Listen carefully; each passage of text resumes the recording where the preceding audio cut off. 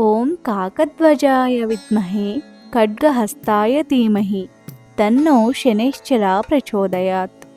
జనవరి 31 మాఘమాసం శుద్ధ త్రయోదశి శనివారం సందర్భంగా శని త్రయోదశి పూజను ఖైరతాబాద్ వీరాంజనేయ స్వామి ఆలయంలో విజయవంతంగా నిర్వహించారు.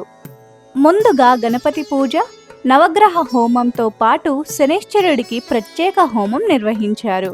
హోమంలో అగ్నిహోత్రుడికి నల్లని నువ్వులు, నల్లని వస్త్రాలు సమర్పించడం కూడా జరిగింది. ఆ తర్వాత నవగ్రహ మండపంలో కొలువుతీరిన శనైశ్చర స్వామి విగ్రహానికి విశేషంగా తైలాభిషేకాలు నిర్వహించారు.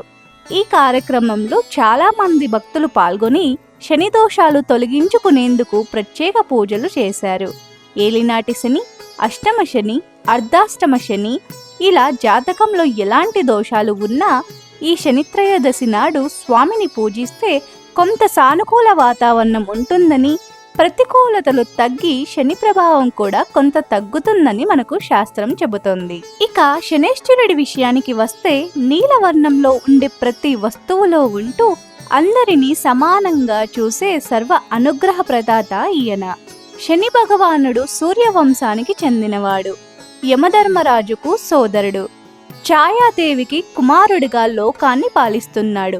అట్టి శనైశ్చరునికి భక్తిగా నమస్కరిస్తే సకల దేవతలను పూజించినంత ఫలితం వస్తుంది.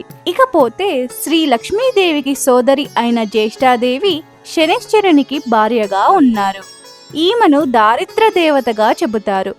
దారిద్ర్య దేవత అంటే దారిద్ర్యాన్ని ఇచ్చేది అని కాదు, మనకున్న దారిద్ర్యాన్ని తొలగించేది అని శాస్త్రవచనం. మనకు ఉన్న దారిద్ర్యం తొలగాలంటే శనిదేవునికి పూజించినా సరిపోతుంది. అయితే ప్రతి ఏడాది 52 శనివారాలు రాగా త్రయోదశితో కూడిన శనివారాలు 2 లేదా 3 వస్తాయి. ఇంగ్లీష్ క్యాలెండర్ ప్రకారం ఈసారి ఏడాది మొదటి నెల చివరి రోజు 31వ తేదీన శనిత్రయోదశి వచ్చింది.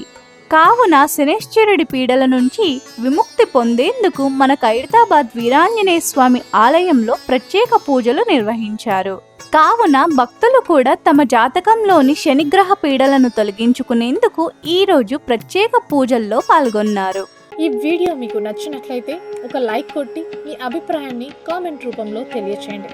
ఇలాంటి ఆధ్యాత్మిక వీడియోల కోసం జ్ఞాననిధి భక్తి ఛానల్ను సబ్స్క్రైబ్ చేసుకోండి. ధన్యవాదాలు.